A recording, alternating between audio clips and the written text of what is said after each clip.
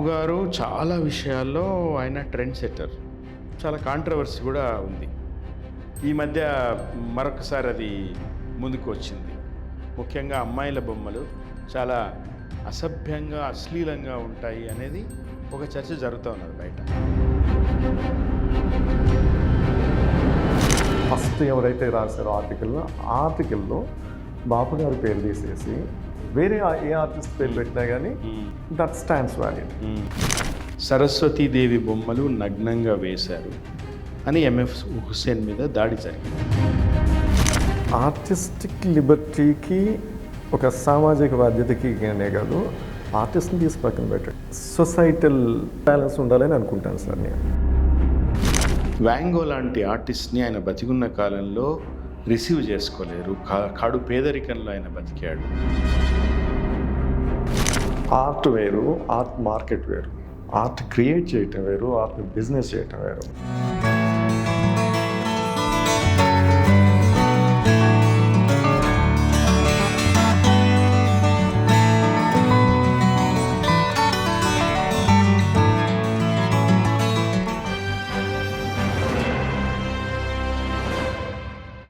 నమస్తే, welcome to 3TV. ఈరోజు మనతో ప్రముఖ పెయింటర్ మోషే డయాన్ గారు ఉన్నారు. మోషే, వెల్కమ్ టు ద షో. నమస్తే సార్. నమస్తే. మిమ్మల్ని మోషే డయాన్ గారు అంటే చాలా పొడుగు అవుతుంది, మోషే అనే పిలుస్తాను. ప్లీజ్. ముఖ్యంగా ఆర్టిస్టులు అంటే అది ఒక క్లోజ్ నెట్ ఫ్యామిలీ లాగా అనిపిస్తుంది నాకు. కాబట్టి కూడా ఆ చనువు నేను తీసుకుంటున్నా. మోషే, ఆర్టిస్టా పెయింటరా? కరెక్ట్ పదం ఏంటి? మిమ్మల్ని ఎట్లా అడ్రస్ చేయాలి? ఆర్టిస్ట్ అనేది ఓకే అండి. ఆర్టిస్ట్ అంటే బేసిక్గా కళాకారుడు, somebody who can create art చేసేవాడు. దానిలో రకరకాలు ఉన్నాయి. ఆర్టిస్టులో నటులు ఆర్టిస్టులే, సింగర్స్ ఆర్టిస్టులే, రచయితలు ఆర్టిస్టులే. ఆర్ట్లో టెక్నికల్గా చెప్పాలంటే నేను పెయింటర్ని. రైట్. సో పెయింటర్ అనేది కరెక్ట్ పదం. You are an artist. To be specific you are a painter because you are not a actor. I don't want you don't want to be. Bapu garu చాలా విషయాల్లో ఆయన ట్రెండ్ సెట్టర్. బాపు రమణ గారు వాళ్ళు ఫాంట్లే develop చేశారు, ఆ writing and గొప్ప illustrations. And బాపు రమణ గారు సినిమాల్లో కూడా చాలా ప్రయోగాలు చేశారు, మంచి సినిమాలు తీశారు, చాలా నిలిచిపోయే సినిమాలు కూడా తీశారు వాళ్ళు. ముఖ్యంగా బాపు గారి మీద చాలా కాంట్రవర్సీ కూడా ఉంది. ఈ మధ్య మరొకసారి అది ముందుకు వచ్చింది. ఏంటంటే విమర్శ, ఆయన బొమ్మలు ముఖ్యంగా అమ్మాయిల బొమ్మలు చాలా అసభ్యంగా అశ్లీలంగా ఉంటాయి అనేది ఒక చర్చ జరుగుతూ ఉన్నది బయట. యాజ్ అన్ ఆర్టిస్ట్ మీరు దీన్ని ఎట్లా చూస్తారు? సార్, ఈ మధ్య జరుగుతున్న చర్చ అన్నారు కాబట్టి అది నేను ఫాలో అవుతున్నాను. సోషల్ మీడియాలో, ఫేస్బుక్లో ఎవరో రాశారు ఒక ఆర్టికల్, దాన్ని అందరూ షేర్ చేస్తే వాళ్ళ ఎడిషన్స్ కూడా వాళ్ళు ఏమనుకుంటారు అనేది కూడా యాడ్ చేస్తా, రకరకాల కామెంట్స్, కౌంటర్ కామెంట్స్ కూడా ఫాలో అవుతూ ఉన్నాను నేను. నన్ను ఎవరో ఒక ఫ్రెండ్, ఒక శ్రీనివాస్ గారు, దెంచనాల్ శ్రీనివాస్ అని, is a poet, dramatist, cultural person. ఆయన నన్ను అడ్రస్ చేస్తే ఆర్టిస్టులు ఎవరు ఎందుకు మాట్లాడటం లేదు దీని గురించి, ప్రొఫెషనల్ ఆర్టిస్టులు అంటే నేను రాశాను, నేను కామెంట్ చేశాను, సార్ ఇది ఈ చర్చ ఇది బాపు గారి గురించి కానీ బాపు గారి ఆర్ట్ గురించి కానీ కాదు, మరి ముఖ్యంగా ఆర్ట్ గురించి అసలే కాదు, ఏదో మాకు అర్థం కాని విషయాలు ఏదో మాట్లాడుతున్నారు, ఏం మాట్లాడమంటారు నన్ను. అది వెటకారంగా రాసా కానీ అది వెటకారం కూడా కాదు సార్. యాక్చువల్గా ఇక్కడ ఏమవుతుందంటే, అదే ఆర్టికల్ ఫస్ట్ ఎవరైతే రాశారో ఆర్టికల్లో బాపు గారి పేరు తీసేసి ఇంకే ఆర్టిస్ట్ పేరు, వేరే ఏ ఆర్టిస్ట్ పేరు పెట్టినా కానీ దట్ స్టాండ్స్ వ్యాలిడ్, వాళ్ళకి అప్లై అవుతుంది. అది చాలా జనరలైజ్డ్ కామెంట్. ఏంటది, బాడీ షేమింగ్ అని, తర్వాత ఇంకేంటని జెండర్ స్టీరియోటైపింగ్, ఇట్లాంటివి ఎవరి గురించి అయినా మాట్లాడవచ్చు. స్పెసిఫిక్గా ఆర్టిస్ట్ గురించి కాదు, ఫలానా ఆర్టిస్ట్ గురించి కాదు, ఫలానా ఆర్ట్ గురించి కూడా కాదు. అది నా అబ్జర్వేషన్. పోతే సరే అనుకుందాం ఫర్ ద టైం బీయింగ్ అదే బాపు గారి గురించిన ఆ విమర్శ అనుకుందాం, అదే మాట్లాడదాం. సో నేను ఒక చిన్న, ఇప్పుడు మీరు నన్ను ఇంటర్వ్యూ చేస్తున్నారు కదా, నేను మిమ్మల్ని ఇంటర్వ్యూ చేస్తాను, if you don't mind. Please. ఇది నేను వేసిన బొమ్మ, ఇది కనిపిస్తుందా? కనిపిస్తుంది. కరెక్ట్గానే ఉంది కదా? ఓకే, ఒకసారి చూడండి. ఇది ఇది ఇంకా అవ్వలేదు, పూర్తి అవ్వలేదు. రైట్. నాదే ఇంకొక బొమ్మ. ఓకే, చూసారు, రెండు చూసారు కదా? ఈ రెండిట్లో మీకు అనిపించిన కామనాలిటీ ఏంటి? రెండిట్లో ఉన్న సమాన లక్షణం ఏంటిది? రెండు కూడా సౌందర్యం. ఎస్. ఒక పడవ, ఒక మురళి వాయిస్తున్న ఒక అమ్మాయి. ఓకే. ఆ రెండు కూడా వాటి డిపిక్షను బహుశా ఆ రెంటిలో if I have to buy one, నేను వీటినే కొనుక్కోవాలనుకుంటే నేను ఆ అమ్మాయి బొమ్మ కొనుక్కుంటాను. నేను ఎందుకు కొనుక్కుంటా అంటే, ఒకటి కంటికి చాలా బాగుంది చూడటానికి, రెండు అందులో మురళి ఉంది. ఓకే. నా పర్సనల్గా నా టేస్ట్ కాబట్టి, మురళి కృష్ణుడు కాబట్టి.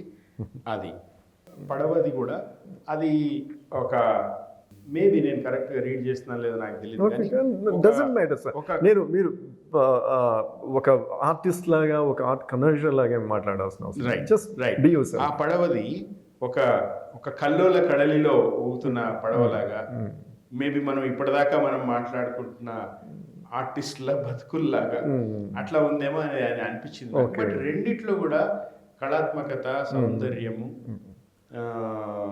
ప్రకృతి.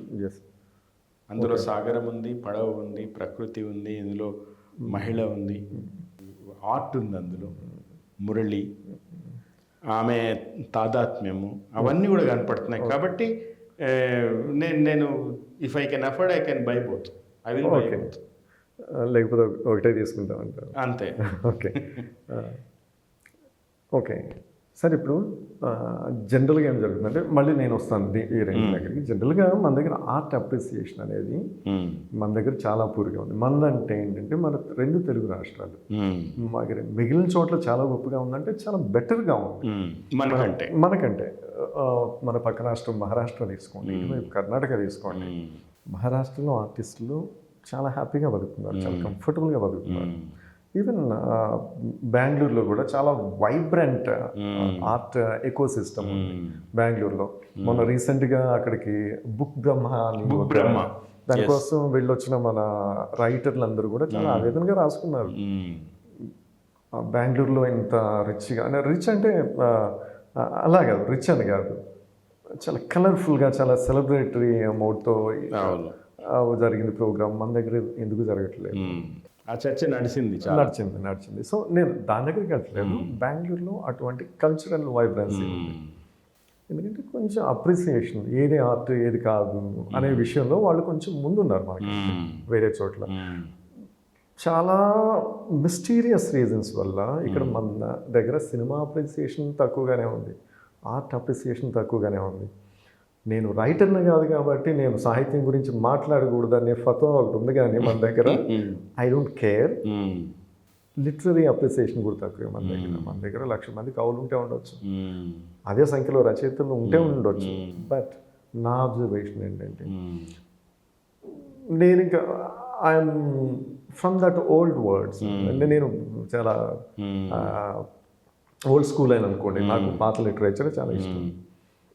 ఇప్పుడు నేను పెద్దగా చదవటం లేదు కాబట్టి నాకు దాని గురించి మాట్లాడే అర్హత ఉండకూడదు. కానీ వాళ్ళందరూ చాలామంది నాకు చుట్టూ ఉన్న ఫ్రెండ్సే, వాళ్ళ ఆలోచనలు ఎట్లా ఉంటాయి, వాళ్ళ స్కిల్ సెట్స్ ఏంటి, ఇదంతా రోజు చూస్తూనే ఉంటాము ఫేస్బుక్లో. కానీ అట్లా సైనైడ్ మింగితే చనిపోతారని తెలియడానికి మనం సైనైడ్ మింగి ఉండాలా ఒకసారి? ఎనీవే, ఇది లిటరరీ క్రిటిసిజం కాదు, పక్కన పెడదాం అది. అయితే నేను అనేది ఏంటంటే, ఓవరాల్ ఆర్ట్ అప్రిసియేషన్, అది సినిమాలు కావచ్చు, లిటరేచర్ కావచ్చు, ఆర్ట్ కావచ్చు, ఈ విషయంలో మనం చాలా వెనుకబడి ఉన్నాం. నేను ఎందుకు చెప్తున్నా అంటే, నేను ఈ మధ్య మీరు ఫేస్బుక్లో వచ్చే సినిమా రివ్యూలు చూడండి, ఆల్మోస్ట్ అందరూ రాస్తారు. ఎస్పెషల్లీ ఒక సూపర్ హిట్ అయిన సినిమానో లేకపోతే ఒక సెన్సేషన్ క్రియేట్ ఏ కారణం వల్ల అయినా కానీ ఒక సినిమా వచ్చినప్పుడు దాని గురించి అందరూ రాస్తూనే ఉంటారు. ప్రధానంగా ఏముంటుంది దానిలో సినిమాలో ఉన్న వస్తువు గురించి చర్చ ఉంటుంది, సబ్జెక్ట్ మ్యాటర్, సినిమాలో ఏం చెప్పారు. సో సినిమా మంచిదా కాదా, బాగుందా లేదా అనేది డిసైడ్ చేయడానికి మనం అనుకున్న ఒకే ఒక ఆ క్లూ, ఒకే ఒక ఆ పాయింట్ ఏంటంటే cinema subject matter. Is it a progressive subject? Progressive subject అయితే మంచి సినిమా, అది ప్రోగ్రెసివ్ కాకపోతే మంచి సినిమా కాదు. దీని చుట్టూనే తిరుగుతూ ఉంటుంది. కానీ సినిమా అనేది అది కాదు, అదొక్కటే కాదు, అదొక్కటే కాదు. సేమ్ సబ్జెక్ట్ మ్యాటర్ చుట్టూ తిరగటం అనేది సాహిత్యంలో కూడా ఉంది. ఏది మంచి సాహిత్యం, ఏది మంచి కథ, ఏది మంచి కవిత, progressive, whatever that means, దాని అర్థం ఏంటో నాకు తెలియదు. ఉంటే మంచి కవిత, ప్రోగ్రెసివ్ సబ్జెక్ట్ ఉంటే మంచి కథ. అదే ఆర్ట్లో కూడా వచ్చింది మన దగ్గర. అంటే మనం అర్థం చేసుకునే పద్ధతి కూడా అలాగే తయారైంది. ఇప్పుడు సమాజము, మనం ఉంటున్న సమాజము, లేకపోతే మనం ఇప్పటిదాకా మాట్లాడుకుంటున్న విమర్శకులు ఉన్న సమాజము ప్రోగ్రెసివా రిగ్రెసివా అని ఆబ్జెక్టివ్ టైప్ ప్రశ్నలో సమాధానం దొరకదు కదా. దొరకదు. ఎట్లా ఉంటుంది? ఎట్లా ఒక ప్రోగ్రెసివ్ రిగ్రెసివ్ ఎందుకు ఉంటుంది? ఉండదు, కానీ ఇక్కడ ఉంటుంది. Progressive is what we decide it is. అంటే ఈ సినిమా ఇలా ఉండాల్సింది, లేకపోతే ఈ ఆర్ట్ ఇలా ఉండాల్సింది అనే తీర్పులు లాంటివి కారణంగా నేను ఎప్పుడో ఎవరితో అన్నాను సార్, ఏదో జేమ్స్ కెమెరా అంటే ఒక సినిమా వచ్చినప్పుడు, జేమ్స్ కెమెరా నాకు డైరెక్టర్ గుర్తున్నాడు, సినిమా ఏదో గుర్తులేదు, ఎవరో ఇట్లా రివ్యూలు రాశారు. నాకు అనిపించింది జేమ్స్ కెమెరాన్ హాలీవుడ్లో కొన్ని మల్టీ మిలియన్ ప్రాజెక్ట్ చేసిన జేమ్స్ కెమెరాన్ కానీ ఒకవేళ ఇండియాకి రామ్నగర్లో నేనుండే ఆ దరిద్రమైన రూమ్కి వచ్చి వారం నుండి కనీసం ఊడ్చి జరిగిన ఆ రూమ్కి వచ్చి నా ముందు కూర్చొని ఉంటే నేను నా అంత గొప్పవాడిని జేమ్స్ కెమెరాకి సలహాలు ఇచ్చి ఉండేవాడిని సినిమా ఎట్లా తీయాలి. మన అప్రోచ్ ఇట్లా ఉంటుంది. లేదు సి మీకు ఆ హక్కు లేదని నేను అన్నాను. మనం ఎవరినైనా క్రిటిసైజ్ చేయవచ్చు. మన చేతిలో పెన్ ఉంది, ఫోన్ ఉంది, కీబోర్డ్ ఉంది, మన ఇష్టం వచ్చినట్టు రాసుకోవచ్చు. కాదని మీ హక్కుని కాదనటానికి నేనెవరిని కానీ చెప్తున్నాను, మన క్రిటిసిజం బియాండ్ రీజనబుల్ లెవెల్స్ వెళ్తుంది. అంటే రీజన్ అనేది లేకుండా పోతుంది అనేది నా పాయింట్. నాకు మీ పెయింటింగ్ ఒకటి గుర్తొస్తా ఉంది సార్. ఒక పెయింటింగ్లో ఒక మేల్ పెయింటింగ్ చేస్తూ ఉంటే ఒక ఫీమేల్ అందిస్తా ఉంటే దాని మీద క్రిటిసిజం వచ్చింది. అంటే ఎందుకు ఆ వేసే ఆర్టిస్ట్ అమ్మాయి ఎందుకు అవ్వకూడదు, ఆ అమ్మాయికి సరంజామా అబ్బాయి ఎందుకు అందించకూడదు అనే క్రిటిసిజం కూడా వచ్చింది మీ మీద. అవునవును సార్, గుర్తుంది. సో ఎనీవే ఆ టాపిక్ తెచ్చారు కాబట్టి అది కూడా దాన్ని ఇప్పుడు బాపు గారి బొమ్మల గురించి ఫస్ట్ క్వశ్చన్ అడిగారు, మనం అక్కడ స్టార్ట్ అయ్యాం సార్. దానిలో అప్పుడు వచ్చిన క్రిటిసిజంకి ఇప్పుడు బాపు గారి బొమ్మల మీద వచ్చిన క్రిటిసిజంకి ఒక కామనాలిటీ చెప్తాను సార్. మన క్రిటిసిజం అంతా కూడా మన ఆర్ట్ అప్రిసియేషన్ సబ్జెక్ట్ మ్యాటర్ దగ్గర ఆగిపోతుంది. సబ్జెక్ట్ మ్యాటర్ సార్, సబ్జెక్ట్ అనేది ఒకానొక ఎలిమెంట్ మాత్రమే. ఒక బొమ్మ వేయాలనుకున్నప్పుడు నేను ఏమేమి కన్సిడర్ చేస్తాను, ఏమేమి ఇంపార్టెంట్ నాకు. సబ్జెక్ట్ ఒకటి అఫ్ కోర్స్ ఉండాలి, ఏమి చెప్పాలి మీకు అనేది ఒకటి అక్కడే స్టార్ట్ అవుతాను. కానీ ఎలా చెప్పాలనేది మోస్ట్ క్రూషియల్ పార్ట్. నేను చెప్పాలనుకున్న విషయాన్ని మీకు ఎలా చెప్పాలి, నేను బొమ్మ వేయాలనుకున్న విషయాన్ని ఎలా వేయాలి. 100 రకాల పద్ధతులు ఉన్నాయి. ప్రతి ఆర్టిస్ట్కి ఒక యూనిక్నెస్ ఉంటుంది. వాడు బొమ్మలు వేయటం మొదలు పెట్టినప్పటి నుండి ఇప్పుడు వరకు వాడి అప్రోచ్ ఏంటి, బొమ్మల గురించే కాదు, లైఫ్ గురించి, ఓవరాల్ లైఫ్ గురించి వాడి అప్రోచ్ ఏంటి, వాడి పర్స్పెక్టివ్ ఏంటి, ఎస్ అది రిఫ్లెక్ట్ అయ్యింది బొమ్మలో. అది నేను చూసే సబ్జెక్ట్, నేను చూపించే సబ్జెక్ట్ ఏదైనా కావచ్చు. ఇందాక మీకు ఆ పజిల్ ఇచ్చాను చూడండి, మీకు ఫీజు పెట్టాను, ఒక పడవ బొమ్మ చూపించాను, ఒక అమ్మాయి బొమ్మ చూపించాను. ఈ రెండింటికి కామనాలిటీ ఏంటంటే నేను కామన్ పాయింట్. సబ్జెక్ట్ అది పడవ అవటం, ఇది అమ్మాయి బొమ్మ అవటం అనేది ఇట్స్ ప్యూర్ కోఇన్సిడెన్స్. రైట్. నేను రకరకాల సబ్జెక్టుల గురించి, నాకు పడవ బొమ్మ ఇష్టం కాబట్టి ఈ బొమ్మ వేసిన ఆర్టిస్ట్ మోషే గొప్పవాడు, అమ్మాయి బొమ్మ అందులో అక్కడ కొద్దిగా ఇంత నడుము కనపడుతుంది అక్కడ. కాబట్టి మీరు బాడీ దాన్ని ఏదో అంటారు, ఏదో ఒకటి అంటారు కదా, ఆ కారణంగా మీరు body shaming, artist, body shaming అది వాట్ ఎవర్. కాబట్టి మీరు చెత్త ఆర్టిస్ట్ అని మీరు మంచి నడుము ఉంటే మంచిదే కదా మోషే. బాడీ ఫేమింగ్ ని ఎందుకు సెలబ్రేట్ చేసుకోవాలి? సో నా పాయింట్ ఏంటంటే, సబ్జెక్ట్ ఏదైనా కావచ్చు, సబ్జెక్ట్ ప్లే చేసే రోల్ కొంతవరకు మాత్రమే ఉంటుంది. ఆ తర్వాత నా ఈస్థెటిక్స్ నాకుంటాయి, రైట్, నా అప్రోచ్ నాకుంటుంది. ఎంత మెటిక్యులస్ ఇవి ఉంటాయంటే, ఒకవేళ అంటే మీకు ఆర్ట్ తెలియదు అని కాదు నేను అంటుంది, ఒకవేళ మీరు కానీ ఒక 20-30 ఏళ్ళు ఆర్టిస్ట్గా బతికిన మనిషి అయి ఉంటే, ఇందాక చూసిన ఈ పడవ బొమ్మలు చూడండి, పడవ బొమ్మలో పడవని నేను ప్లేస్ చేసిన పాయింట్, దాన్ని అంటే ఈ కంపోజిషన్లో rule of 3, rule of thirds అని అంటారు, గోల్డెన్ ప్రపోర్షన్ అని ఇట్లాంటివి ఉన్నాయి. పడవని ప్లేస్ చేసే పాయింట్ దగ్గర నుండి స్పేసింగ్ అని, కాంపోజిషన్ అని, కలర్ కాంబినేషన్స్ అని 100 రకాల ఈస్థెటిక్స్ గురించి మాట్లాడుకోవచ్చు. సేమ్ ఈస్థెటిక్స్ మీరు దీనిలో కూడా చూడొచ్చు. అమ్మాయి బొమ్మలో చూడొచ్చు. అమ్మాయి బొమ్మ, ఒక ముసలి బొమ్మ వేస్తాను దానిలో అవే ఉంటాయి, ఒక పిట్ట బొమ్మ వేస్తాను దానిలో అవే ఉంటాయి. సో ఒక ఆర్టిస్ట్ ఓవరాల్ లైఫ్ వ్యూ అనేది మీకు ఏ సబ్జెక్ట్లో కనపడుతుంది. Okay, intrinsic. ఎస్, దాని నుండి నేను ఎస్కేప్ అవ్వలేదు. అయితే మీరు బాబు గారి గురించి క్రిటిసైజ్ చేయకూడదు అని నేను అన్నాను, మీకు ఆ హక్కు ఉంది. కాకపోతే అది కొంచెం మనం బెటర్ థింగ్స్ గురించి మాట్లాడుకోగలిగితే బాగుంటుంది కదా. ఇంత టైం, ఇంత ఓపిక, ఇంత శ్రమ ఎందుకు అనవసరమైన విషయాల గురించి. సో అక్కడ ఆయన మీద మోపిన అభియోగాలు ఏంటి? బాపు గారు ఆడవాళ్ళని ఇలా చూపించాడు, అలా చూపించాడు. ఒక ఆయన అయితే ఒక పెద్ద మనిషి, నేను బాపు బొమ్మలు చూస్తా పెరిగిన తరంలో వాడిని, నా దృష్టి ఏం మారిపోయింది, మా ఆడవాళ్ళని చూసే పద్ధతే నాశనం అయిపోయింది. సార్ మీరు రోజులో మహా అయితే ఎన్ని బాబు గారు బొమ్మలు చూస్తా పెరుగుంటారు మీరు అంతకంటే బయట నిజమైన ఆడవాళ్ళని చూస్తా పెరుగుంటారు. అవునా కదా? కరెక్ట్, వాస్తవం. మీరు చుట్టూ ఆడవాళ్ళని, మగవాళ్ళని, రకరకాల మనుషులు చూస్తూ ఉంటారు. ఒకవేళ మీరన్నదే నిజమయ్యి మీ దృష్టి నిజంగా పాడైపోయి ఉంటే, చూసిన ప్రతి ఆడదానిలో మీరు బట్టలతో సంబంధం లేకుండా, బాడీ షేప్స్తో సంబంధం లేకుండా, మీరు ఓన్లీ ఒక దృష్టితో మాత్రమే చూస్తూ ఉంటే, బహుశా మీకు బాపు గారితో కానీ లేకపోతే రియాలిటీతో కానీ సంబంధం లేని ఒక లేఖతనం మీద మీరు ఉండాలి. అది దృష్టిలోపమే కానీ సృష్టిలోపం కాదు, ఉండాలి. సో దాన్ని ఆయనకి ఆపాదించాల్సిన అవసరం లేదు. ఎందుకంటే అదే బొమ్మలు చూస్తా పెరిగిన వాళ్ళం మేము.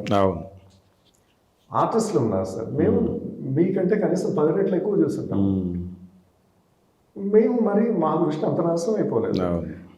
ఆయన టెల్ యూ సంథింగ్, సీరియల్ రేపిస్టులు వాళ్ళు పెయింటింగ్స్ కొని చూసి ఇన్స్పిరేషన్ పొందుంటారు నేను అనుకోను. సార్ నేను చాలా కాలం నుండి ఆర్టిస్టుల వీళ్ళతోనే ఎక్కువ గడుపుతున్నాను. మాది ఒక గ్రూప్ ఉంది, ఆర్టిస్టుల గ్రూప్ ఉంది, ఒక 7-8 మంది. మేము ఈ షోస్ కోసం అని బాంబే, ఢిల్లీ, రకరకాల ప్లేసెస్కి వెళ్తూ ఉంటాం. ఒక్కోసారి అందరం కలిసి ఒకే రూమ్లో, 32 రూమ్లో, 2 రూమ్లో అట్లా స్టే చేస్తూ ఉంటాం. అక్కడ ఈవెంట్స్ చూసుకుంటాం, ఎగ్జిబిషన్స్ అవుతాం.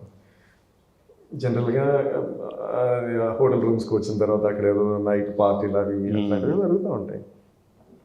మా గ్రూప్లో బహుశా నేను కాకుండా చదవటం, సాహిత్యంతో పెద్దగా పరిచయం ఉన్న వాళ్ళు ఎవరు లేరు. శంకర్ గారు, మన శంకర్ గారు, ఆయన ఈ ఉద్యమాలు, ఈ పొలిటికల్ నేపథ్యం ఆయనకుంది. సో మేము మా ఇద్దరిని తీసి పక్కన పెడితే ఈ ఉద్యమాలతో కానీ లేకపోతే ఈ ఐడియాలజీస్తో కానీ పెద్దగా పరిచయం ఉన్న వాళ్ళు ఎవరు లేరు. ఒక ఇద్దరు అయితే మోడీకి వీరాభిమానులు. మీరు బలవంతంగా వేయించినా కానీ వాళ్ళ వేలు ఇంకో గుర్తు మీద పోదు. చేయి అక్కడ ఉంటుందేమో కానీ బహుశా వేలు అటువంటి వాళ్ళు. సో అంటే మామూలుగా మన లెక్కల్లో మన Yes, yes. ఫేస్బుక్ నామ్స్ ప్రకారం వాళ్ళిద్దరిని అక్కడికక్కడ ఉరియాలి. దానికి తప్ప అవును. దేనికి వరకు. సో మేమంతా కూర్చొని సరదాగా మాట్లాడుకునేటప్పుడు ఈవెన్ వాళ్ళంతా డ్రింక్ చేసేటప్పుడు కూడా ఏ రోజు కూడా వీళ్ళు అంటే షోస్లో అక్కడ రకరకాల ఆడవాళ్ళని చూస్తూ ఉంటారు. బాంబే లాంటి సిటీలో చాలా bold dress very modern cosmopolitan culture కదా. వాళ్ళలో చాలామంది ఆర్టిస్టులు ఉంటారు, మాకు పరిచయాలు ఉన్న వాళ్ళు ఉంటారు, మాట్లాడుతూ ఉంటారు. ఏ రోజు కూడా వీళ్ళలో ఎవరూ కూడా నోరు జారి ఎవరిని ఒక డిరగేటరీ రిమార్క్ నేను చూడలేదు. అది అది ఇంటెన్షనల్గా కాదు, వాళ్ళు కంట్రోల్గా ఉండి ఇట్లా ఉండకూడదు అనే పొలిటికల్ కరెక్ట్నెస్తో కాదు. బై నేచర్ ఎప్పుడు ఎవరి గురించి డెరిగేటరీగా మాట్లాడుతున్నారు. ఇది సరదాగా అమ్మాయి బాగుంది అమ్మాయి బాగుంది అనుకోవటం వేరు. డెరిగేటరీగా ఎప్పుడు చూడలేదు. నేను ఇంగ్లాండ్లో ఉన్నాను ఓ 10 ఏళ్ళు.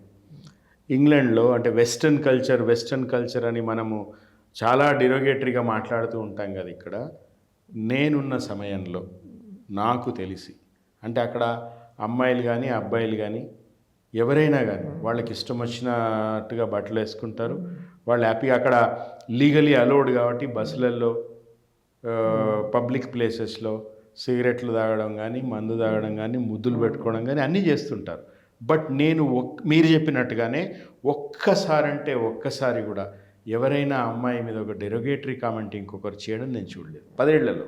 కానీ అటువంటిది నేను ఫేస్బుక్లో ప్రతి వారంలో కనీసం ఒకసారైనా కానీ ఇట్లాంటిది ఏదో వస్తూ ఉంటారు. ఎవరు చేస్తూ ఉంటారు? సాహిత్యం పరిచయం ఉన్న జనాలే. సాహిత్యంతో పరిచయం ఉంటుంది, వాళ్ళకి ఉద్యమాల బ్యాక్గ్రౌండ్ ఉంటుంది, లేకపోతే ఇంకోటి ఈ ఐడియాలజీ అస్తిత్వ పోరాటాల్లో భాగస్వాములుగా ఉంటారు. పోరాటాలు I know I'm being very bold and I appreciate that. మాట్లాడుకోవాలి కదా. నేను కూడా చూసా చాలా అట్లాంటివి నీచమైన కామెంట్స్, చాలా నీచమైన ఇప్పుడు కూడా జరుగుతుంది సార్ అట్లాంటివి. అయితే అంటే ఒక్కోసారి సపోర్ట్ చేస్తున్నట్టే ఉంటుంది, కానీ దాని వెనక వేరే ఇంటెన్షన్స్ ఉంటాయి. ఇప్పుడు ఈ ఫేక్ మేల్ ఫెమినిస్టులు ఉంటారు. అవును, ఫేక్ మేల్ ఫెమినిస్టులు వాళ్ళ అజెండా ఏంటో అందరికీ తెలుసు. అయినా కానీ వాళ్ళని కనిపిస్తా ఎవరు మాట్లాడరు. అవును సార్, అంటే నా పాయింట్ ఏంటంటే ఇప్పుడు బాపు గారి బొమ్మల గురించి ఇంత అభ్యంతరాలు లేవనెత్తిన ఫ్రెండ్స్ ఉన్నారు. వాళ్ళు ఫీమేల్ వీళ్ళు కావచ్చు, మేల్స్ కావచ్చు. ద క్వశ్చన్స్ ఆర్ రైట్, మీరు అడగాల్సింది కాదంటే. కానీ ఆ క్వశ్చన్స్ అందరినీ అడుగుతున్నాం మనం. వాళ్ళని అడగకపోయినంత మాత్రం బాపుని అడగకూడదు అని కూడా అది కాదు. సో ఇక్కడ ఏమవుతుందంటే మీరు కన్వీనియంట్గా కొన్ని నెగ్లెక్ట్ చేస్తున్నప్పుడు ఆ సెలెక్టివ్ క్రిటిసిజం అనేది కొన్ని డౌట్స్ క్రియేట్ చేస్తూ ఉంటుంది. అంటే ఫర్ ఎగ్జాంపుల్ బాపు గారి గురించి లేవనెత్తిన ఈ ఎంటైర్ చర్చ్లో మీకు దాని నుండి ఏదో మైలేజ్ సంపాదించుకోవాలనే ఇంటెన్షన్ తప్ప ఆర్ట్లో ఇట్లాంటి అన్రీజనబుల్ పోర్ట్రేలు ఉండకూడదు అనే ఒక విలువగా కాదు. Yeah agree. వీళ్ళల్లో చాలామంది ఇప్పుడు ఇందాక మనం చెప్పుకున్నాం, ఉద్యమాల నుంచి వచ్చిన వాళ్ళు, అస్తిత్వ పోరాటాల నుంచి వచ్చిన వాళ్ళు, లేకపోతే ఫెమినిస్టులు, వెదర్ ఫేక్ ఆర్ రియల్, వీళ్ళ చాలామందిలో, అందరూ కాదు చాలామందిలో కూడా ఒక డిసెప్షను, ఒక డ్యూయాలిటీ కనిపిస్తుంది. వీళ్ళలో చాలామంది ఏం చేస్తారంటే మోషే మిగతా అంటే ఒక సినిమా రంగము సమాజం మీద చూపించే దుష్ప్రభావము, లేదా బాపు లాంటి ఆర్టిస్టులు సమాజం మీద చేసే దుష్ప్రభావము లాంటివి మాట్లాడతారు. కానీ తమ సెక్షన్ మీద ఏమైనా విమర్శలు వస్తే అస్సలు పలకరు, మాట్లాడరు, ఖండించరు, సైలెంట్గా ఉండిపోతారు. ఇది గొప్ప మేధావులుగా, లబ్ధ ప్రతిష్ఠులుగా, సెలబ్రిటీలుగా ఉన్న మీడియాలో ఉన్న వాళ్ళ దగ్గర నుంచి ట్రాన్స్జెండర్స్ హక్కుల కోసం పోరాడే వాళ్ళ దగ్గర చాలామందిలో చూశాను నేను. అది ఇంకా ఎవాల్వ్ కావాలనుకుంటా మన కల్చర్. Sir exactly. నేను నిన్ననో మనలో ఏదో పోస్ట్ ఏదో చూశాను సార్, ఎవరో నాకు గుర్తులేదు. మన దగ్గర ఉన్న ఇంటలెక్చువల్ డిజానెస్టీ గురించి రాశారు. ఇంటలెక్చువల్ డిజానెస్టీ మన దగ్గర అది లేదు. అంటే ఏంటి, మన ఇంటలెక్చువల్ డిజానెస్టీ ఉంది, ఇంటలెక్చువల్ ఆనెస్టీ లేదు. ఆనెస్టీ లేదు. మన అవతలని క్రిటిసైజ్ చేయడానికి మన దగ్గర ఉన్న రేషనల్ టూల్స్ మొత్తం బయటకు తీస్తాం, కత్తులు కథలు మొత్తం బయటకు తీస్తాం. ఏ రోజు దాన్ని మనం వైపు తిప్పుకోం. తర్వాత అదే పాతకాలం తుప్పుపట్టిన కథలే వాడుతున్నారు. మన క్రిటిసిజంలో ఒక్క అడుగు కూడా ముందుకు పోలేదు. సో నేను ఫర్ ఎగ్జాంపుల్ ఈ రేషనలిస్ట్ సో కాల్డ్ నాస్తిక మిత్రులు ఉన్నారు, ఫ్రెండ్స్, నాస్తిక మానవ వాట్ ఎవర్. నేను 30 ఏళ్ళ క్రితం 25-30 ఏళ్ళు ఇప్పుడు నా చిన్నతనంలో చూసిన ఆ విమర్శలే, అదే ప్రశ్నలు ఈ రోజుకి ఇంకా చూస్తున్నాను. 30 ఏళ్ళలో ప్రపంచం చాలా మారింది సార్. అవును, సైన్స్ మారింది. ప్రతి 5 సంవత్సరాలకి ఇప్పుడైతే ప్రతి సంవత్సరం ఆల్మోస్ట్ టెక్నాలజీ మారిపోతుంది, ప్రపంచం అప్డేట్ అవుతుంది. మన క్వశ్చన్స్ ఏమైనా మారినాయా? 30 ఏళ్ళ నుండి ప్రశ్నలు మారలేదు, అదే ప్రశ్నలు. హేతువాద సంఘం ఆద్యులు ఎవరైతే ఉన్నారో ఇక్కడ మన దగ్గర రకరకాల ఆర్గనైజేషన్స్, వాళ్ళు అడిగిన ప్రశ్నలు మీరు ఇంకా ఈరోజు కొత్తగా అదే ఉత్సాహంతో అడుగుతున్నారంటే బహుశా మారాల్సిన ప్రపంచం కాదు, మీరు మారాలి. నేను కవి కళాకారుడా నీ వెటువైపు అనేది 30 ఏళ్ల క్రితం విన్న ప్రశ్న, ఈ రోజు కూడా అదే ప్రశ్న. కొట్టుకున్నారు. నువ్వేం చేయాలంటే, నిజంగా నీకు బాధ్యత ఉంటే కవిని కళాకారుణ్ణి నీ మార్గం సవ్యమైనంతే ఇటు గుంజేసేయి. నువ్వు ఎటువైపోయిన ప్రశ్న ఎందుకు కదా. ఓషే, చివరగా ఆర్టిస్టిక్ లిబర్టీ, ఒక ఆర్టిస్టు, ఒక పెయింటరు తన ఫిలాసఫీ ఒక ఇంట్రిన్సిక్ వాల్యూస్గా తన వర్క్లో ఎట్లా రిఫ్లెక్ట్ అవుతుంది, ఇవన్నిటి గురించి మనం మాట్లాడుకున్నాం కదా. కాంట్రవర్సీల గురించి కూడా మాట్లాడుకున్నాం. ఒకటి ఎంఎఫ్ హుసేన్ మీద వచ్చిన కాంట్రవర్సీస్. ఆయన సరస్వతీదేవి బొమ్మలు నగ్నంగా వేశారు అని ఎంఎఫ్ హుసేన్ మీద దాడి జరిగింది. చాలామంది ఏమన్నారంటే ఎంఎఫ్ హుసేన్ అనే ఒక ముస్లిము భారతదేశంలో ఉండడం వల్ల ఇంత లిబరల్గా చేయగలుగుతున్నాడు, అదే ఒక హిందువో ఇంకెవరో ఏ బంగ్లాదేశ్లోనో పాకిస్తాన్లోనో ఇట్లాంటివి వేసి ఉంటే వాళ్ళని ఉరిదీసి ఉండేవాళ్ళు అని వచ్చినాయి. వీటిలో నిజం కూడా ఉంది. అయితే ఆర్టిస్టిక్ లిబర్టీకి, ఒక సెన్సిబిలిటీకి ఆ వ్యత్యాసము ఆర్టిస్టులు కూడా చూడాలి కదా అనేది point. What you say? I'm exactly with you on this. Artistic లిబర్టీకి, ఒక సామాజిక బాధ్యతకి అనే కాదు, ఆర్టిస్ట్ని తీసి పక్కన పెట్టట్లేదు. నేను బేసిక్గా నేను ఇందాకే చెప్పాను, ఐఎమ్ ఓల్డ్ స్కూల్. ఒక వ్యక్తి స్వేచ్ఛకి సొసైటల్ బాధ్యతకి కూడా బ్యాలెన్స్ ఉండాలని అనుకుంటాను సార్ నేను. స్వేచ్ఛ అనేది, మన లిబర్టీ అనేది ఇట్స్ నాట్ అన్కండిషనల్. నేను స్వేచ్ఛగా ఎప్పుడు ఉండగలను, మీరు నాకు స్వేచ్ఛని అలౌ చేసినప్పుడే. అంటే అదేదో మీ డ్యూటీ లేకపోతే మీ మీద డిపెండ్ అయ్యాను కాదంటే, it's like a traffic systems. మీరు రోడ్డు మీద స్వేచ్ఛగా ఎప్పుడు వెళ్ళగలరంటే మిగిలిన వాళ్ళు రెస్పాన్సిబుల్గా ఉన్నప్పుడే. నేను రెక్లెస్గా ఉండటం స్వేచ్ఛ అనుకుంటే, మరి అవతల వాళ్ళు కూడా రెక్లెస్గా ఉందనుకోండి, నేను ఇంటికి వెళ్ళగలనా తెలియదు. So recklessness is not Liberty అనే పర్సనల్ లెవెల్ బాధ్యత.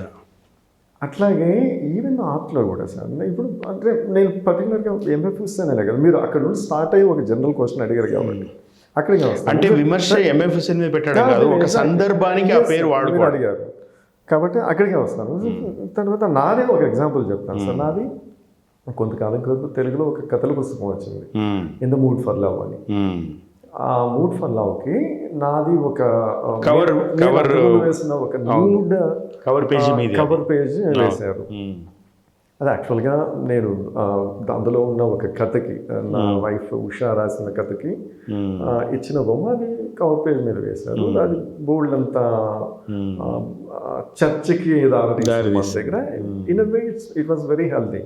అటువైపు చాలా స్ట్రాంగ్గా క్వశ్చన్స్ అడిగారు, ఇలాంటివి ఎలా చేస్తారు, is it okay, is it morally okay అనే పాయింట్ మీద చాలామంది చాలా మంచి ప్రశ్నలు అడిగారు.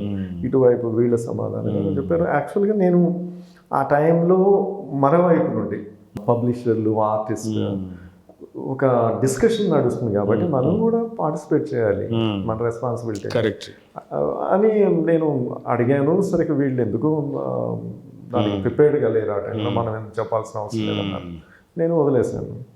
బట్ నేను చెప్తుంది ఏంటంటే, ఒకవేళ నేను కానీ అంటే నాకు తెలియకుండా జరిగింది యాక్చువల్గా కవర్ పేజ్ వాళ్ళు డిజైన్ అంతా చేసిన తర్వాత నాకు పంపించాను, ఓకే కానీ ఉంటాను.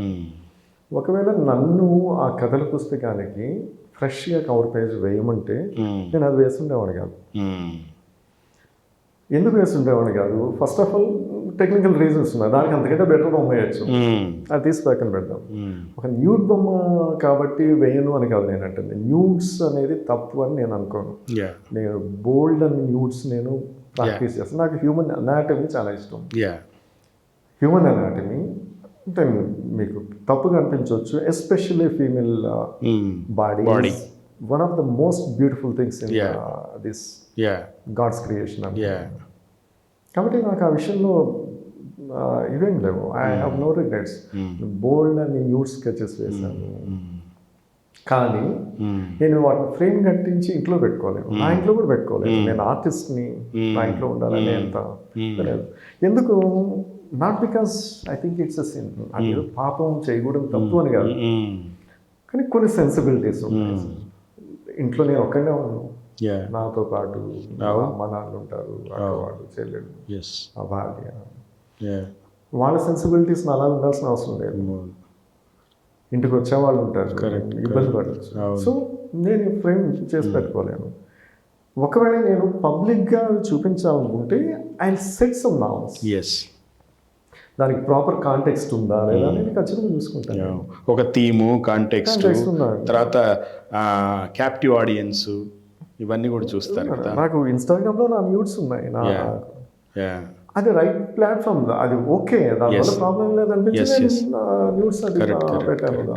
సో బేసికలీ నా ప్రశ్నకి మీ సమాధానము ఎంఎఫ్ హుసేన్ ఎంఎఫ్ హుసేన్ కానీ ఇంకెవరైనా కానీ ఆర్టిస్టిక్ లిబర్టీ ఎంత ముఖ్యమో ఒక సెన్సిబిలిటీస్ అండ్ బాధ్యత కూడా ముఖ్యం అనే నేను అనుకుంటాను సార్. అది ఎవరైనా నాతో అగ్రి అవుతారా లేదని నేనైతే నేను చాలా స్ట్రాంగ్గా బిలీవ్ చేస్తాను. ఇప్పుడు ఇక్కడ ఆయన ఎంఎఫ్ హుసేన్, సరస్వతీదేవి బొమ్మ వేసినట్టే బయట మహమ్మద్ ప్రాఫిట్ మీద అట్లాంటివి వచ్చినాయి, చాలా గొడవలు ఈ రోజు. అంటే ఒక డానిష్ ఆర్టిస్ట్ ఎవరో ప్రాఫిట్ మహమ్మద్ చేసింది మనకంటే కదా దాన్ని సపోర్ట్ చేసేవాళ్ళు. ఆయన ఒక ఆర్టిస్ట్, ఒక కార్టూనిస్ట్, ఆయనకి స్వేచ్ఛ ఉండాల్సిందే అని బోల్డ్ సపోర్ట్.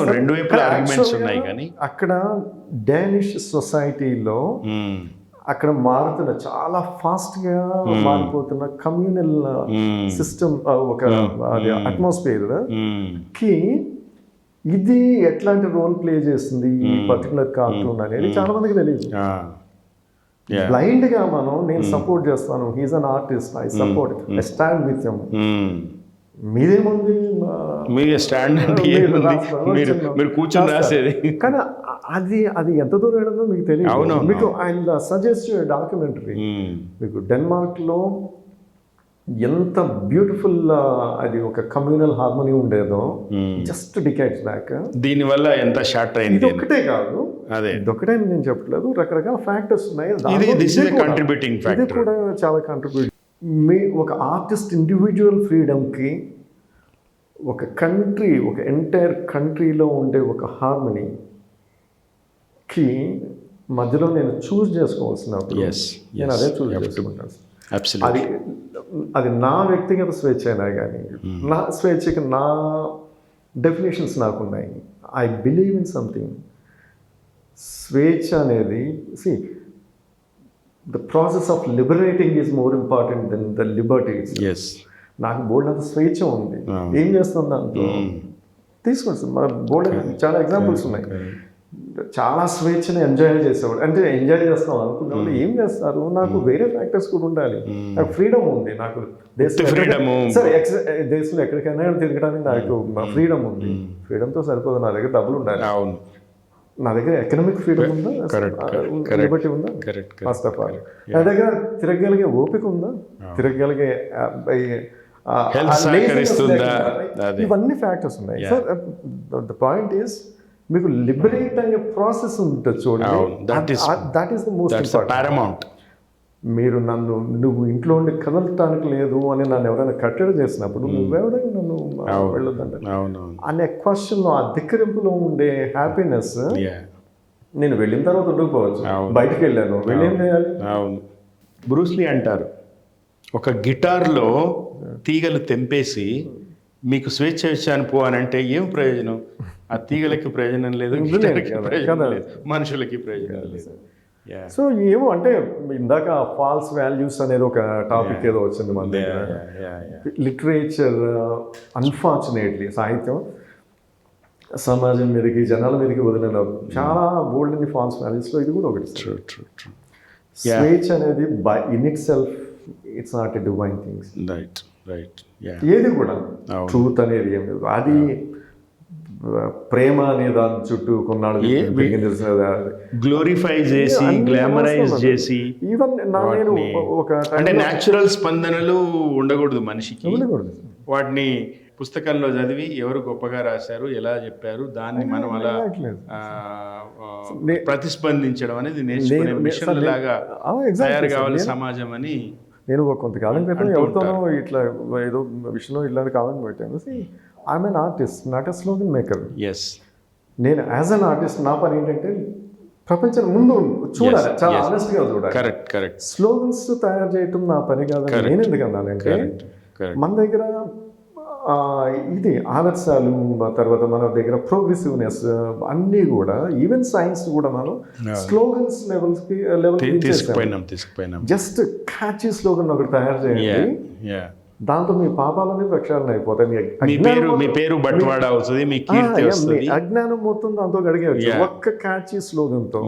అలాంటి స్లోగన్స్ బోల్డ్ అని ఉన్నాయి మన దగ్గర. మనకి రియాలిటీతో పని లేదు.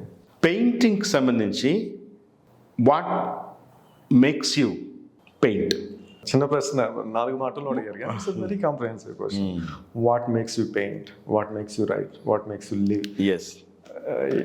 ఏంటంటే అది చాలా పెద్ద క్వశ్చన్. అసలు ఏది మిమ్మల్ని ఇన్స్పైర్ చేస్తుంది బొమ్మలు వేయటానికి? ఒక చిన్న ఆన్సర్తో చెప్పాలి అంటే, ఏది చెప్పినా కానీ ముక్కలు అవుతుంది. నేను చెప్పే ఆన్సర్ ఒకటే, overall life is the greatest inspiration.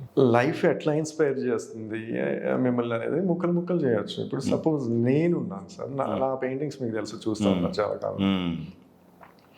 నేను ఏ ఒక్క సబ్జెక్ట్కి కన్ఫైన్ అయ్యి వర్క్ చేయలేదు. నేను ఒక్కోసారి ల్యాండ్స్కేప్స్ చేశాను, ఒక్కోసారి సిటీ స్ట్రీట్స్ చేశాను, పువ్వులు వేసాను, పెట్టెలు వేసాను, రకరకాల బొమ్మలు వేసాను. సో ఇవంతా కూడా పార్ట్ ఆఫ్ లైఫ్. నేను చూసే ఓవరాల్ పిక్చర్ ఏదైతే ఉందో లైఫ్ని, దానిలోనే ముక్కలుగా అట్లాగే చూడగలను లైఫ్ని. సో ఓవరాల్గా లైఫ్ ఈజ్ మై ఇన్స్పిరేషన్ అని అంటున్నాను. పెయింటింగ్లో ఫార్మ్స్ ఓకే అంటే చాలామందికి, ఇంక్లూడింగ్ మీ, ఒక పెయింట్ని చూస్తున్నాం అనుకోండి, అది దాని టెక్నికల్ డీటెయిల్స్ అంటే అది ఏ genre, what kind of painting అనేది తెలియదు. చాలా ఆర్ట్ ఎగ్జిబిషన్స్కి పోతుంటాము. అన్లైక్ అదర్ కళారూపాలు అంటే ఒక సినిమాలో ఉండే కళారూపాలు, సాహిత్యము, సంగీతము, నటన, ఇవన్నీ కూడా మనకి చాలామందికి, సామాన్య జనానికి కూడా జీవితంలో భాగంగా అయిపోయినాయి సినిమాలు కాబట్టి చాలా త్వరగా కనెక్ట్ అవుతారు. ఒక ఉదాహరణకి ఒక మ్యూజిక్ డైరెక్టర్, ఒక దేవిశ్రీ ప్రసాద్ మ్యూజిక్ అంటే వాళ్ళకి ఒక కొంత ఐడియాతో పోతారు, లేకపోతే ఒక ఎన్టీ రామారావు నటిస్తున్నాడంటే ఒక ఐడియాతో పోతారు. బట్ ఆర్ట్ గ్యాలరీకి పోయే సామాన్య ప్రేక్షకులు, ఆర్టిస్టులు, లేకపోతే అందులో ప్రవేశం ఉన్నవాళ్ళు, లేకపోతే ఎంతూసియాస్టిక్ బయర్స్, వాళ్ళకు వ్యూ ఉంటుంది కానీ, బట్ అదర్వైజ్ సామాన్య జనానికి ముఖ్యంగా పెయింటింగ్కి సంబంధించి అంత డీటెయిల్ తెలీదు. సో ఉదాహరణకి అబ్స్ట్రాక్ట్ పెయింటింగు, లేకపోతే కాంటెంపరీ పెయింటింగు, ఇట్లా దాని వేరియంట్స్ ఏముంటాయి మోషే? మీరు లాస్ట్లో సామాన్య జనాలకి ఆర్ట్ గురించి పెద్దగా తెలియదు, I don't agree with that. Right, అది కరెక్ట్ కాదు యాక్చువల్. రైట్. మీరు బహుశా ఇట్లా అనుకుంటారు అని చెప్తున్నారు, కానీ అది కరెక్ట్ కాదు. ఎందుకంటే మీరు బట్టల షాప్కి వెళ్తారు, మీకు ఎగ్జాక్ట్గా ఏ ఫిట్టింగ్ షర్ట్ కావాలో మీకు తెలుసా లేదా? తెలుసు. మీరు 4 రకాల షర్ట్లు ట్రై చేసినప్పుడు ఇది బాగుంది ఇది బాగలేదు అనేది కన్క్లూజన్కి ఎట్లా వస్తారు? Because you have a sense of proportion. Right. మీరు చూడగలరు ఇది నా బాడీ స్ట్రక్చర్కి ఇది బాగా ఫిట్ అయ్యేదని మీకు తెలుసు. That already in your mind. Colours గురించిన అవగాహన ఉంది. నా శరీర రంగుకి ఏ రంగు అయితే బాగుంటుంది, మీరు అద్దంలో చూసుకుని జుట్టు దూకునేటప్పుడు మీ హెయిర్ స్టైల్ ప్రతి ఒక్కరికి ఒక క్యారెక్టరిస్టిక్ హెయిర్ స్టైల్ ఉంటుంది. మగవాళ్ళు కావచ్చు ఆడవాళ్ళు కావచ్చు, ఎలా సెట్ చేసుకుంటారు అది? నాకు ఇది మంచిగా అనిపించి మీ మొహం యొక్క షేప్కి ఇది మంచిగా అనిపించి మీరు అట్లా సెట్ చేసుకుంటారు. సో బేసిక్గా మనకి ఆర్ట్ గురించి నా అండర్స్టాండింగ్ లేదంటాం తప్పు. కాకపోతే ఇది ఆర్ట్ అని మనకు తెలియదు. Art is there in our life. మన జీవితంలో ప్రతి అడుగులో కూడా మనం ఒక సెన్స్ ఆఫ్ ప్రపోర్షన్, ఒక particular way of looking at things చూడటం అనేది మనకు తెలుసు. అది మనం ఫాలో అవుతూనే ఉన్నాం. షర్ట్ ఎగ్జాంపుల్ తీసుకుంటే నేను పోయినప్పుడు నాకు ఏ కలర్ నాకు నచ్చుతుంది, ఏ కలర్ నాకు లేవు, ఏది కొనాలనుకుంటున్నాను అది తెలుస్తుంది నాకు. కానీ చాలాసార్లు నాకు నిజంగా నాకు నిన్నమన్నటి దాకా కూడా తెలీదు. ఇప్పుడు లైనన్ షర్ట్స్, చాలా మంది అది లెనిన్ షర్ట్స్ అని కూడా అంటారు, స్టాలిన్ అని కూడా అంటారు. లైనన్ మెటీరియల్ అది కొంత ఖరీదుగా ఉంటుంది, చూడడానికి బాగుంటుంది, అది తీసుకుంటే బాగుంటుందని ఫ్యామిలీలో వీళ్ళు సజెస్ట్ చేస్తే నాకు నప్పే కలరు లైనన్ షర్ట్ కొనుక్కున్నాను నేను. కానీ యాజ్ ఎ పొలిటీషియను మేము ఎప్పుడు ఎక్కువగా బట్టలు నలగకుండా ఉండాలి, ఇస్త్రీ చేయించుకోవాలి, గంజి పెట్టుకోవాలి, ఇట్లాంటివి. లైనన్ షర్ట్స్ అనేవి మెయింటెనెన్స్ చాలా కష్టం కాబట్టి లైనన్ షర్ట్లు కొనడం మానేశాను. అంటే నాకు షర్ట్ కావాలని తెలుసు, ఏ కలర్ బాగుంటుందని తెలుసు, కానీ అది లైననా ఇంకోటా అని తెలియదు. అట్లాగే ఆర్ట్లో కూడా చాలా అద్భుతంగా ఉంది పెయింటింగ్ అని తెలిసి ఉండొచ్చు, ఇది మా ఇంట్లో పెట్టుకుంటే బాగుంటుందని కూడా అనుకోవచ్చు. కానీ వాటిలో నేను అడిగే టెక్నికల్ డీటెయిల్ ఏంటంటే అది నాకు తెలియదు కాబట్టి అడుగుతున్నా. అది వాటర్ కలరా, లేకపోతే అది ఇల్లస్ట్రేషనా, అది కాంటెంపరీ ఆర్టా, అది అబ్స్ట్రాక్టా? నేను ఈ పదాలు హియర్సేలో వాడుతున్నా తప్ప నాకు యాక్చువల్లీ తెలియదు. సో అట్లా ఒక ఆర్ట్ ఎంతూసియాస్ట్కి ఈ క్లాసిఫికేషన్స్ గురించి చెప్పండి అనేది నా ప్రశ్న. ఫస్ట్ ఆఫ్ ఆల్ మీకు తెలియాల్సిన అవసరం లేదు. మీకు చూడటం తెలుసుంటే if you can enjoy something, మీకు దాని గురించి టెక్నికల్ డీటెయిల్స్తో పని లేదు. రైట్. నేను మనస వాచ కర్మణ నమ్మే సత్యం అది. మీకు ఏం తెలియాల్సిన అవసరం లేదు. Knowledge is very dangerous. కాకపోతే జస్ట్ లైక్ దట్ ఊరికే తెలుసుకోవడం కోసం తెలుసుకోవచ్చు. మన పేపర్ ఎందుకు చదువుతాం, అమెరికన్ ప్రెసిడెంట్ ఎవరు అనేది ఎందుకు చదువుతాం, ఫలానా సినిమా డైరెక్టర్ ఎవరు అనేది ఎందుకు తెలుసుకుంటాం, అట్లా తెలుసుకోవచ్చు, తప్పలేదు. ఒక 100 రకాలు ఉన్నాయి, 1,00,000 రకాలు ఉన్నాయి సార్ పెయింటింగ్. ఆర్ట్ అంటే పెయింటింగ్ అనే దానిలోనే మీకు అబ్స్ట్రాక్ట్ ఉన్నాయి, అంటే స్టైల్ వైజ్ కొన్ని డివైడ్ చేయొచ్చు. తర్వాత మెటీరియల్ వైజ్ డివైడ్ చేయొచ్చు. అంటే ఒక పెయింటింగ్ తయారు చేయడానికి వేయటానికి ఏ మెటీరియల్ వాడతాం? వాటర్ కలర్స్ వాడచ్చు, సింపుల్ పెన్సిల్స్తో చేయొచ్చు, చార్కోల్స్తో చేయొచ్చు, యాక్రిలిక్స్తో చేయొచ్చు, ఆయిల్స్ చేయొచ్చు. ఇవన్నీ కలిపి మిక్స్డ్ మీడియా అనే పేరుతో చేయొచ్చు. తర్వాత ఇప్పుడు రకరకాల ఎక్స్పెరిమెంటేషన్లు వస్తున్నాయి, మెటీరియల్తో ఎక్స్పెరిమెంట్ చేస్తారంటే నో లాంగర్ మీరు ఒక పెయింట్ తీసుకొని ఆ బొమ్మ వేయాల్సిన అవసరం లేదు. ఇప్పుడు జస్ట్ ఒక చిత్త కాగితం పడి ఉంది నేల మీద, అది తీసుకుని దాన్ని ఏదో రకంగా చేసి అరేంజ్ చేసి ఒక ఆర్ట్ ఒకటి క్రియేట్ చేయొచ్చు. దాన్ని పెయింటింగ్ అనలేము, but it's a piece of art. Right. మీ కిచెన్లో వేస్ట్గా పడున్న ర్యాగ్స్ ఉంటాయి కదా, అవి తీసుకొని చేయొచ్చు, మీ ఇష్టం చేయొచ్చు. ప్రతిదీ కూడా ఇప్పుడు కాంటెంపరీ ఆర్ట్లో ఏది కూడా ఇప్పుడు శ్రీ రాసినట్టు ఏది కూడా అనర్హం కాదు. ఓకే, అదంతా మెటీరియల్ వైజ్. తర్వాత స్టైల్స్ ఉన్నాయి, రకరకాలు ఉన్నాయి సార్, బోల్డ్ అని ఉన్నాయి. చాలా వరకు నాకు తెలియదు, తెలియాల్సిన అవసరం కూడా లేదు. కొన్ని పాపులర్ పేర్లు ఉన్నాయి, సపోజ్ అబ్స్ట్రాక్ట్ అంటాము, తర్వాత ఫిగరేటివ్ అనొచ్చు, ల్యాండ్స్కేప్స్. ఫిగరేటివ్ అంటే any particular figure, human figure అనుకోండి, అది Right. జంతువులు కావచ్చు, కుక్క, నక్క, Right. ఇట్లాంటివి కావచ్చు, ఫిగరేటివ్ అవుతుంది. Landscapes Mm. తెలుసు, నేచర్. నేచర్, సిటీస్కేప్స్ అంటారు, ఓ సిటీస్కేప్స్ అనే పదం. అనవచ్చు. అంటే అట్లాగే అనాలని రూల్ ఏం లేదు, Right. Right, right. Just Yeah. Telling the name. No, but is it a popular term? That's what I'm asking. Cityscape. వాడతారు, సిటీస్కేప్స్ అని వాడతాం. Right. సో ఇట్లా ఉన్నాయి. అయితే వీటన్నిటిలో ఒక ట్రిక్కీ ఇదేంటంటే, ఒక ఫామ్ ఏంటంటే యాబ్స్ట్రాక్ట్. యాబ్స్ట్రాక్ట్ ఆర్ట్ గురించి బోల్డ్ అన్ని కన్ఫ్యూజన్స్ ఉన్నాయి. యాక్చువల్గా ఆర్ట్ గురించే కన్ఫ్యూజన్స్ ఉన్నాయి. ఇందాక మీరు అన్నారు చూడండి, తెలియదు అనేది యాక్చువల్ వాస్తవం కాదు, తెలియదేమో అనే కన్ఫ్యూజన్ క్రియేట్ చేస్తారు. ఎలా అంటే దానికి బోల్డ్ రీజన్స్ ఉన్నాయి. మీకు తెలిసిందని మీకు తెలియదని చెప్పడానికి ఎంత కుట్రవనాలి, అలాంటి కుట్రలు చాలా జరిగినాయి సార్.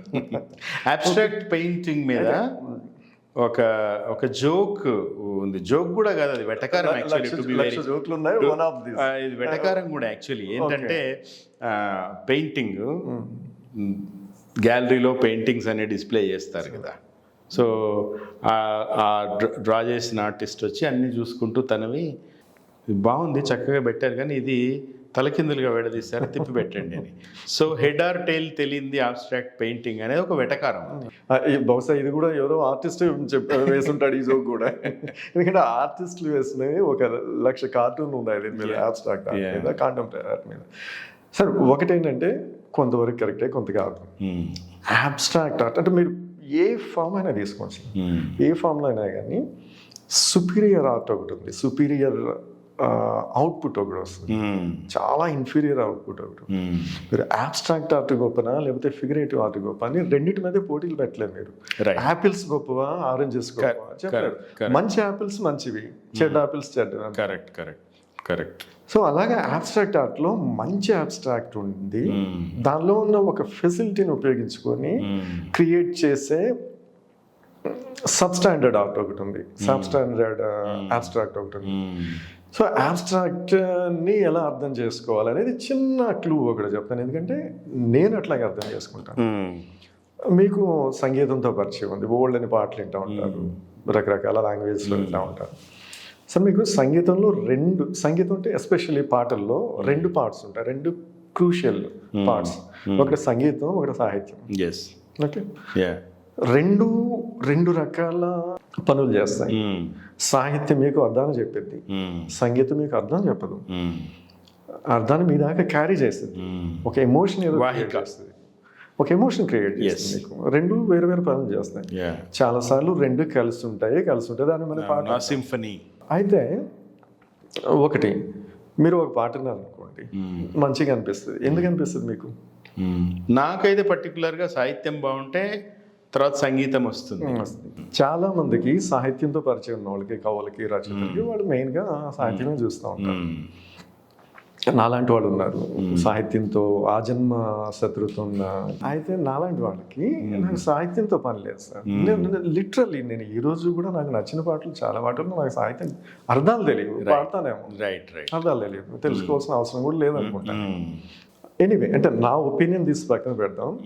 నేను చెప్తున్నా అంటే సాహిత్యం మీకు ఒక మీనింగ్ ఇస్తుంది, సంగీతం, ప్యూర్ సంగీతం మీనింగ్ ఇవ్వదు. సపోజ్ ఒక ఇళయరాజా పాట తీసుకోండి సార్, నాయకుడు సినిమా తీసుకోండి ఫర్ ఎగ్జాంపుల్, నీ గూడు చెదిరింది, అది చాలా పాపులర్ పాట. దానిలో మీకు తెలిసిపోతుంది ఆ పాటలో ఆయన ఏం చెప్పాలనుకుంటున్నాడు, మీకు క్లియర్గా తెలిసిపోతుంది. ఓకే, కానీ అదే ట్యూన్ మీకు సినిమా మొత్తం రన్ అవుతూ ఉంటుంది, background BGM. So that carries the emotion.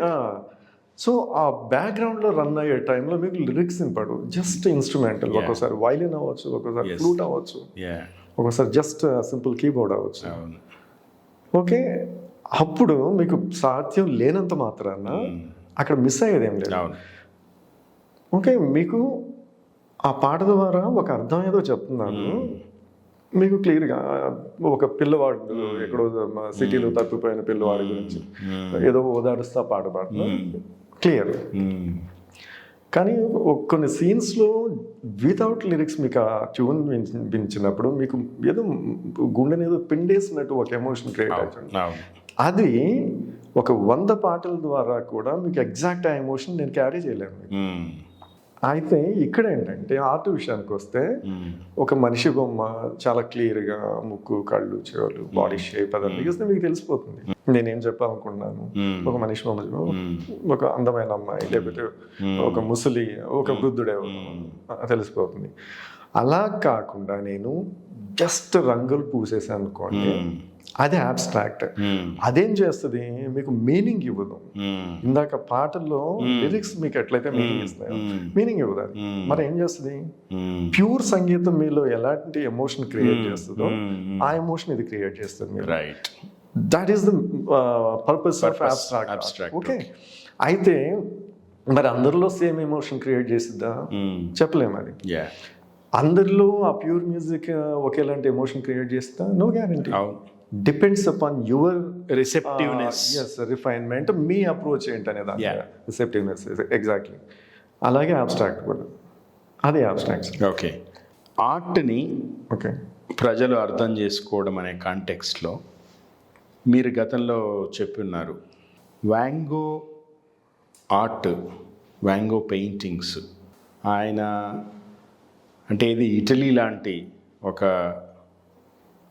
Comparatively మనకంటే ఎంతో ముందున్న యూరోపియన్ సమాజం గురించి మాట్లాడితే, సాంస్కృతిక విప్లవాలు వచ్చిన యూరప్ గురించి మనము మాట్లాడితే, వ్యాంగో లాంటి ఆర్టిస్ట్ని ఆయన బతికున్న కాలంలో రిసీవ్ చేసుకోలేరు. కడు పేదరికంలో ఆయన బతికాడు. ఆ తర్వాత కాలంలో ఈరోజు కూడా మిలియన్లలో ఆయన పెయింటింగ్స్ కొనుక్కుంటున్నారు. ఇందులో ఈ ఉదాహరణలో ఆర్ట్ అర్థం కాకపోవడము, లేతే చాలా లేటుగా అర్థమవ్వడము, లేకపోతే ఆ రిలవెన్స్ ఇప్పుడు ఎక్కువగా ఉండడము, what does this convey? Art వేరు, ఆర్ట్ మార్కెట్ వేరు. ఆర్ట్ క్రియేట్ చేయటం వేరు, ఆర్ట్ని బిజినెస్ చేయటం వేరు, రెండు వేరు వేరు. రైట్. వ్యాంగోకి ఆర్ట్ అనేది ఆయన జీవితంలో దొరికిన వరం.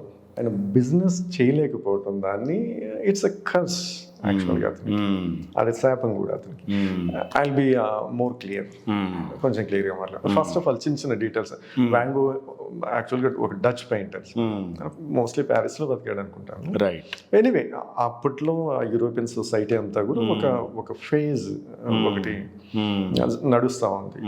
European classical painting, classical art ఒకటి దాని నుండి పక్కకు వచ్చేసి, అంటే దాన్ని కంప్లీట్ ఆ ఫ్రేమ్ వర్క్ని బద్దలు కొట్టి కొత్తగా ఇంకేదో క్రియేట్ చేయాలని చూస్తున్నారు. ఆ టైం యొక్క ప్రోడక్ట్ వ్యాంగో. ఒక్కొక్కళ్ళు ఒక్కొక్క రకంగా ఆ గోడలు బద్దలు కొట్టారు. ఒక్కొక్కరు స్టైల్, ఎవరి స్టైల్ వాళ్ళకుంది, ఎవరి పర్సెప్షన్ వాళ్ళకుంది, ఎవరి యూనిక్నెస్ వాళ్ళకుంది. Van Gogh undoubtedly one of the greatest artist.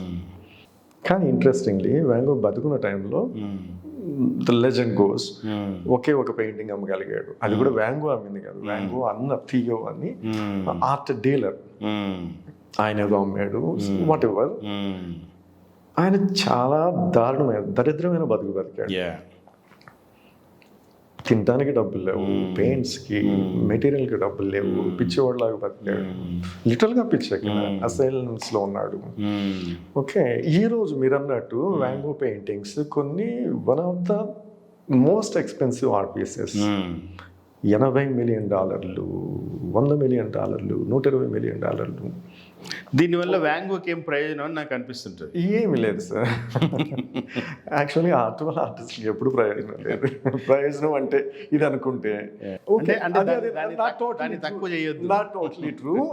వస్తాను అక్కడికే వస్తాను సార్. యాక్చువల్గా ఏమైందంటే, ఇప్పుడు ఆర్ట్ మార్కెట్ అని మీరు ఏదైతే మాట్లాడుతున్నానో, అదే ఇందాక నేనేదైతే ఆర్ట్ వేరు, ఆర్ట్ మార్కెట్, ఆర్ట్ మార్కెట్ అది న్యూ ఫినామినా యాక్చువల్లీ. లాస్ట్ మనకిలో జరిగింది, మనకనే కదా మొత్తం ప్రపంచం మొత్తం మీద లాస్ట్ సెంచరీలో జరిగిన ఒక కొత్త ఫినామినా.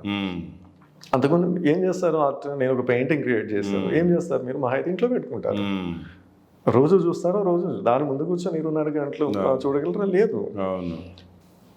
అది యాక్చువల్గా ఆర్ట్ క్రియేట్ చేయటం అనేది ఆర్టిస్ట్కి ఇచ్చినంత ప్లెజర్ ఇంకెవరికి ఇవ్వచ్చు. అది కూడా ఆర్ట్ క్రియేట్ చేయటం వరకే, ద ప్రాసెస్ ఉంటుంది చూడండి, ఆ ప్రాసెస్ దానిలో నుండే మీకు రావాల్సినది వచ్చేస్తుంది ఆర్టిస్ట్కి. ఆ తర్వాత నేను క్రియేట్ చేసిన నా పెయింటింగ్స్ ఉన్నాయి, మీరు తగలబెట్టండి, చించేయండి, పగలగొట్టండి, డజంట్ మ్యాటర్ టు మీ. ఎందుకంటే నాకు రావాల్సిందంతా దాని ప్రాసెస్లో వచ్చేసింది. కళాకారులు దరిద్రంలో బతకడం అనేది ఒక విలువగా ప్రొజెక్ట్ కాబడతా ఉంది మన దగ్గర, ముఖ్యంగా తెలుగు సమాజంలో. వెరాజ్ బయట చూస్తే మీరు షేక్స్పియర్ ఉదాహరణ చెప్తాను నేను. 1600 సంవత్సరంలో ఆయన బతికున్న కాలంలో లండన్లో లాక్డౌన్ విధించారు.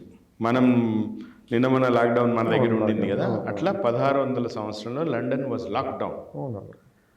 ఆ టైంలో ఆయన లండన్ నుంచి తన ఊరికి వార్విక్షైర్కి వచ్చి రియల్ ఎస్టేట్ చేశాడు, చాలా డబ్బులు సంపాదించాడు. నేను ఈ విషయం ఎవరితోనో షేర్ చేసుకుంటే, రైటర్ ఏంటి రియల్ ఎస్టేట్ చేయడం ఏంటి, ఎట్లా చేయగలిగాడు, రైటర్లో ఆ కమర్షియల్ ఎలిమెంట్ ఉండదు కదా అని అన్నారు నాతో.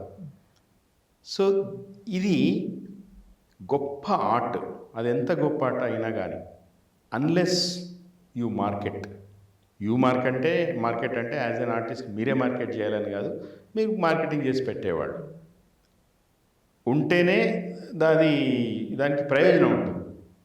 ఏది ఆర్టిస్ట్ బతుకున్న కాలంలో, లేకపోతే వ్యాంగోలాగా అయిపోతుంది. సో బేసికలీ సమాజంలో ఒకటి ఆర్ట్ కానీ చాలా కళారూపాల్లో ఫస్ట్ పాయింట్ ఉన్నది చిన్న చూపు.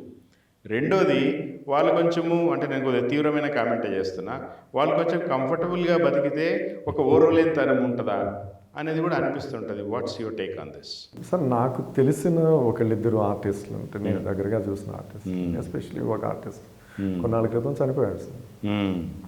ఆయన గురించి తర్వాత మన వాళ్ళు తెలుగు రైటర్లు, ఆయన నీ దగ్గరగా చూసిన వాళ్ళు వీళ్ళు రాసిన బోర్డులన్నీ ఇవి ఆర్టికల్స్ వచ్చినాయి, అవన్నీ కూడా ఇట్లాగే మోస్ట్లీ వాటి లైన్ అంతా ఇలాగే ఉంటుంది.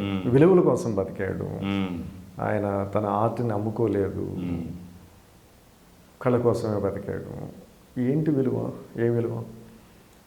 ఆయన ఎలా బతికాడు, ఎలా చనిపోయాడు అందరికీ తెలుసు. కటికి పేదరికంలో చనిపోయాడు. ఒక్కోసారి తినడానికి తిండి ఉండేది కాదు. నేను ఆయన బ్రతికున్న రోజుల్లో ఆయన జనరల్గా చాలా అందరికి చాలా దూరంగా ఉండేవాడు అందరికీ. ఒకసారి మా ఇంటికి వచ్చాడు. ఉష, నా భార్య ఉష, తనన్నా కానీ నేనన్నా కానీ ఆయనకు బాగా ఇష్టం. నా భార్య, she's not my partner, my wife, and I'm proud of that sir.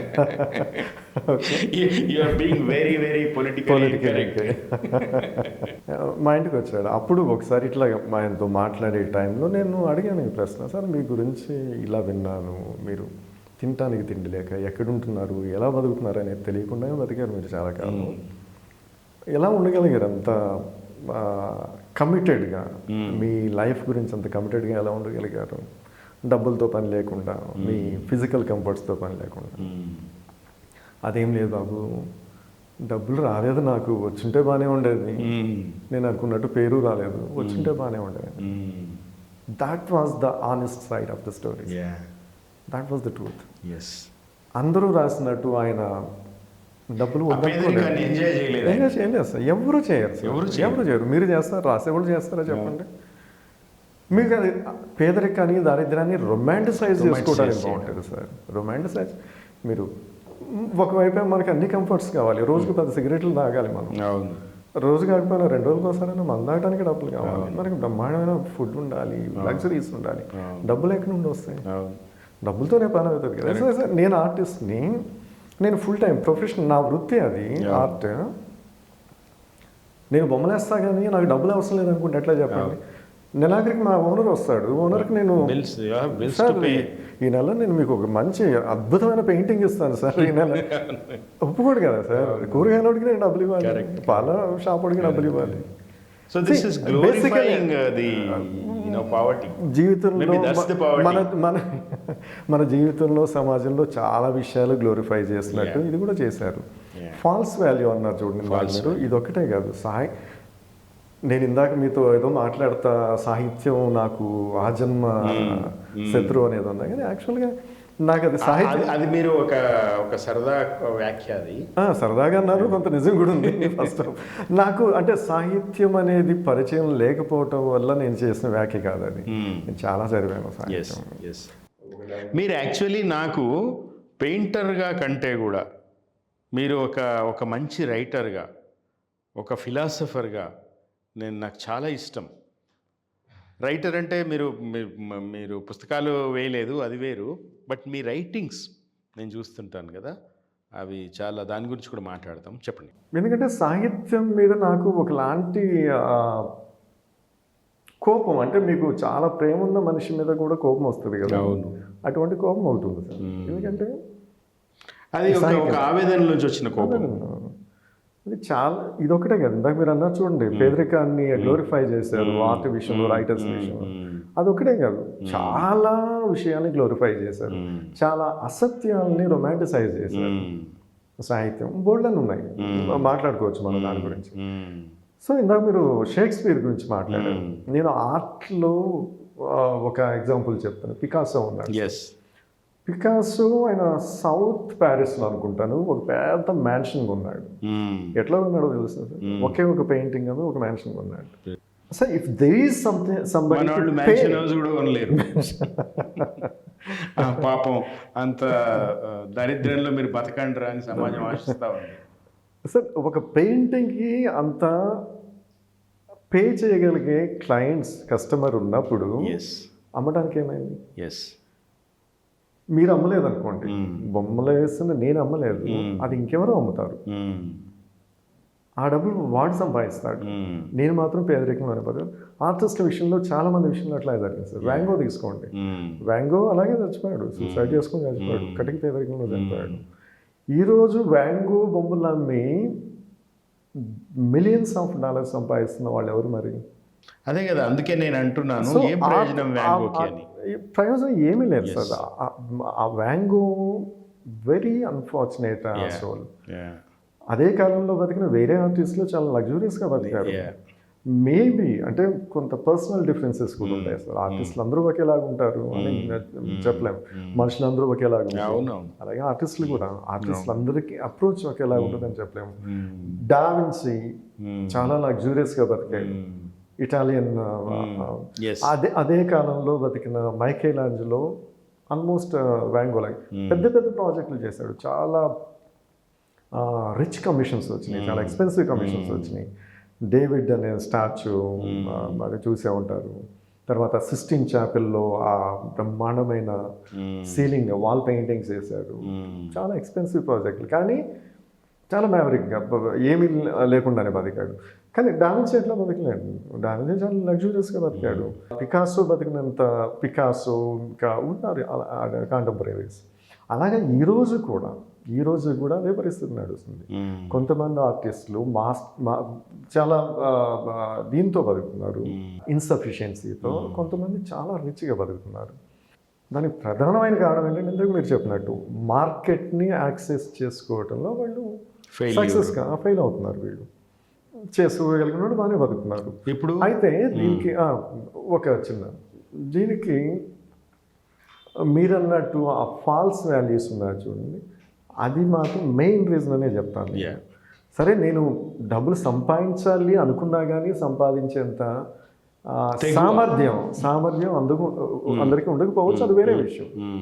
కానీ బేసిక్ ఇదైతే, అంటే ఈ ఫాల్స్ వాల్యూ ఏవైతే సృష్టించబడ్డాయో వాటి ప్రెషర్కి ఆర్టిస్ట్ కూడా గురవుతాడు కదా. ఖచ్చితంగా అవుతాడు సార్, ఖచ్చితంగా. నేను ఇందాక చెప్పిన ఆర్టిస్ట్ పేరు చెప్పలేదు నేను, చెప్పను కూడా.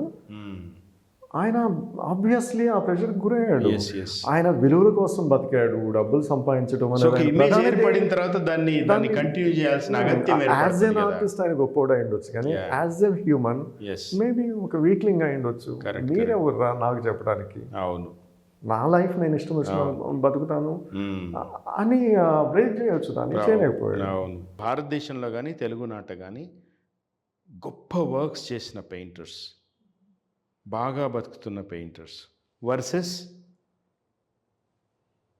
ఎంత గొప్ప వర్క్ చేసినా కూడా వాళ్ళకి గడవని పెయింటర్స్. ఇది ఎంత ఎంత పర్సెంటేజ్ ఉంటుంది? I'm trying to understand the Indian market when it comes to painting. Phenomenal difference ఉంది సార్. వాళ్ళకి వీళ్ళకి ఆ ఎక్స్ట్రీమిటీకి ఈ ఎక్స్ట్రీమిటీకి చాలా తేడా ఉంది. మీకు ఇండియా అనే ఎగ్జాంపుల్కి వెళ్తున్నాను, అది చాలా వైడ్ క్యాన్వాస్ అయిపోయింది. హైదరాబాదే తీసుకుంది. రైట్. హైదరాబాద్ మన తెలుగు రాష్ట్రాలు కూడా కాదు, హైదరాబాద్ తీసుకుంది. బహుశా ఇక్కడికి కొంచెం కూతవేటు దూరంలోనే ఉండొచ్చు వీళ్ళిద్దరు. నేను చెప్పే ఒక ఇద్దరు ఆర్టిస్టులు, తోట వైకుంఠం గారని పేరున్నారు మీరు. అవును. ఆయన తెలంగాణ సబ్జెక్ట్, తెలంగాణ పీపుల్ అనే సబ్జెక్ట్ తీసుకొని చేస్తారు. తోట వైకుంఠం గారు, లక్ష్మణ్ గౌడ్ గారు, ఏలే లక్ష్మణ్ ఏలే లక్ష్మణ్ గారు, లక్ష్మణ్ గౌడ్, ఈవెన్ ఏలే లక్ష్మణ్ కూడా మనం తీసుకోవచ్చు. వీళ్ళు హ్యూజ్లీ సక్సెస్ఫుల్ ఆర్టిస్ట్. ఎంత సక్సెస్ అంటే వీళ్ళు కానీ ఇంట్రెస్టింగ్లీ వీళ్ళు స్టార్ట్ అయినప్పుడు అట్లా కదా, ముగ్గురిది ఆల్మోస్ట్ ఒకేలాంటి బ్యాక్గ్రౌండ్. చాలా మారుమూల పల్లెటూరు, తెలంగాణ పల్లెల నుండి వచ్చారు. చాలా కష్టపడి ఆర్ట్ నేర్చుకున్నారు, చదువుకున్నారు. కెరీర్ మొదట్లో చాలా కష్టపడాలి. వీళ్ళ గురించి సినిమాలు కూడా వచ్చినాయి. ఇప్పుడు తోట వైకుంఠం గారి గురించి, లక్ష్మణ్ గౌడ్ గారి గురించి, నరసింహరావు గారు, బి నరసింహరావు, మా భూమి, దాసి రంగుల కలని సినిమా తీశారు. చాలా రొమాంటిక్ లైఫ్ నిజంగా. ఈరోజు పరిస్థితి ఏంటో తెలుసా, ఆయన గురించి ఎట్లా చెప్తారంటే, వైకుంఠం గారి గురించి, ఆయన మొదట్లో పెయింటింగ్ వేయటానికి సరైన మెటీరియల్ కూడా లేక, అప్పట్లో మన ఫోటో ఫ్రేమ్లు ఉండేవి కదా, లోపల అట్టు ముక్కలు ఉంటాయి, మౌంట్ బోర్డ్, వాటిని వెనక్కి తిప్పి వాటి మీద చార్కోల్తో బొగ్గు ముక్కలు బొమ్మలేశారు. ఈ రోజు మీరు అదే అట్టముక్కని, మీరు ఆ బొగ్గు ముక్కతో వేసిన అట్టముక్కను కొనాలంటే కానీ ఇంత సైజ్ బొమ్మ కొనా అంటే మీకు మీ దగ్గర కనీసం 1 లక్ష 2 లక్షలు ఉండాలి, జస్ట్ ఇంతే సైజ్. తర్వాత ఆయన కొంచెం పెద్ద సైజు పెయింటింగ్స్, కలర్ పెయింట్స్తో వేసినవి కొనాలంటే మీకు లక్షల్లోనే ఉంటాయి sir.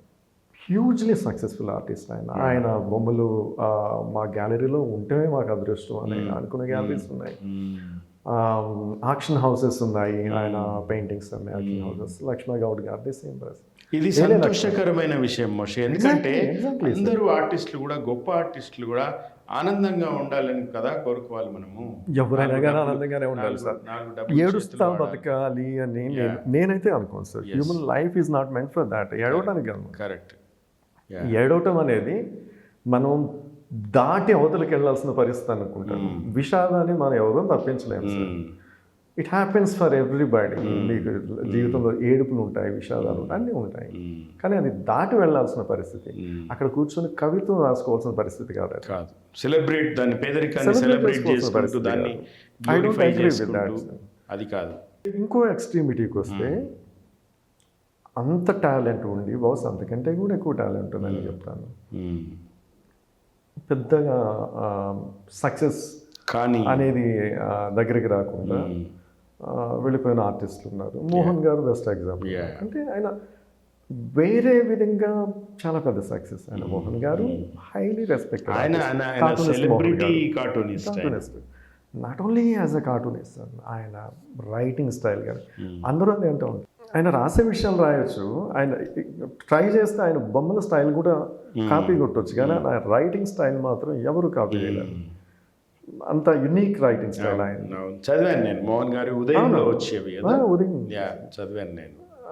So as an artist ఆయన బ్రిలియంట్ కార్టూనిస్ట్. బ్రిలియంట్గా కొన్ని వేల కార్టూన్లు, కొన్ని వేల కవర్ పేజ్లు, ఇలిస్ట్రేషన్స్, ఉద్యమాలతో కలిసి పనిచేస్తాడు, జనాలతో కలిసి ఉన్నాడు. కరెక్ట్. కానీ వీళ్ళకి వచ్చిన సక్సెస్ అంటే మెటీరియల్ సక్సెస్ ఆయనకు వచ్చి రాలేదు. ఈవెన్ బాపు గారిని ఎట్లాగే చెప్పుకోవచ్చు. బాపు గారు హ్యూజ్లీ టాలెంటెడ్ ఆర్టిస్ట్.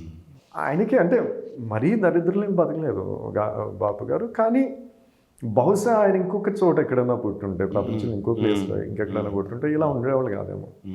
ఎందుకంటే అటువంటి వర్క్ చేస్తున్న వేరే ఆర్టిస్టులు ఉన్నారు యూరోప్లో. బాపు గారిని మెయిన్ స్ట్రీమ్ ఆర్ట్ గ్యాలరీలో పెయింటర్ అందరూ, ఇలస్ట్రేటర్ అంటారు. సో ఆ ఇలస్ట్రేషన్స్ చేసి, ఇప్పుడు ఫర్ ఎగ్జాంపుల్ అమెరికాలో ఒక టైం ఉంది, golden period of American illustration అంటారు. ఆ టైంలో వచ్చిన ఆర్టిస్టులు అద్భుతం చేశారనమాట. వాళ్ళు చాలా రిచ్గా బతికారు. చాలా విషయాలు మాట్లాడుకున్నాం. యాక్చువల్గా మనము పెయింటింగ్స్ అనే ఒక మిషతో చాలా ఫిలాసఫీ మాట్లాడుకున్నాం. Thank you Moshe, thanks for being on the show. Thanks for watching Sri TV.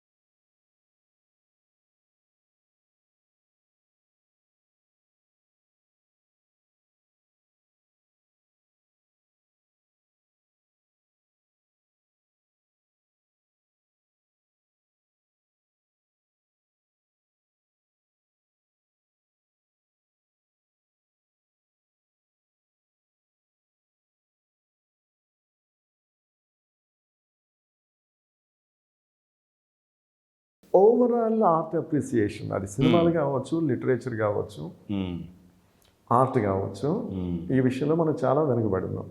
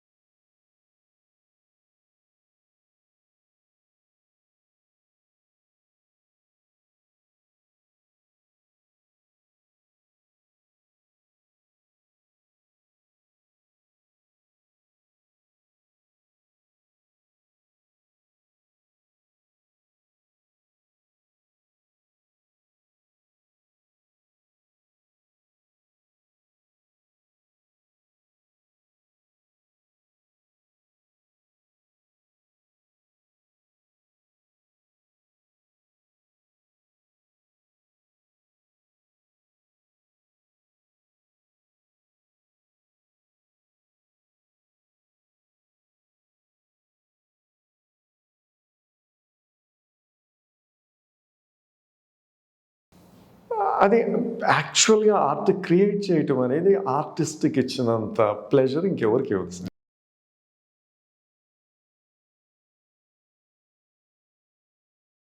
ఆ తర్వాత నేను క్రియేట్ చేసిన నా పెయింటింగ్స్ ఉన్నాయి, మీరు తగలబెట్టండి, చించేయండి, పగలగొట్టండి, డజంట్ మ్యాటర్ టు మీ.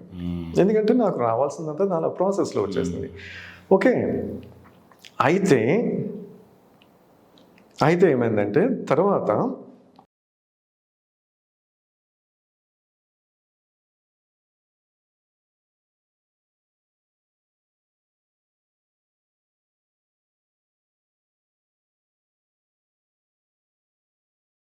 బెంగళూరులో కూడా చాలా వైబ్రెంట్ ఆర్ట్ ఎకో సిస్టమ్ బెంగళూరులో. మొన్న రీసెంట్గా అక్కడికి బుక్ బ్రహ్మ అని దానికోసం వెళ్ళొచ్చిన మన రైటర్లు అందరూ కూడా చాలా ఆవేదనగా రాసుకున్నారు.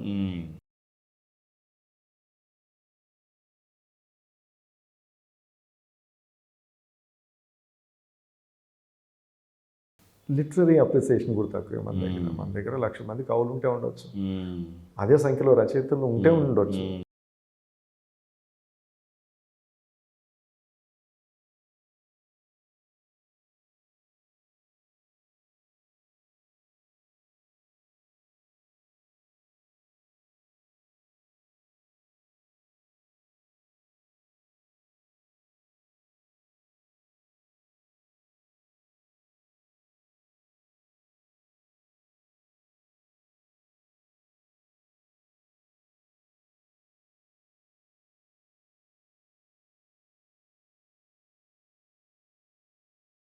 మనం ఎవరినైనా క్రిటిసైజ్ చేయొచ్చు. మన చేతిలో పెన్ ఉంది, ఫోన్ ఉంది, కీబోర్డ్ ఉంది, మన ఇష్టం వచ్చినట్టు రాసుకోవచ్చు. కాదని మీ హక్కుని కాదంటానికి నేనెవరిని కానీ చెప్తున్నాను.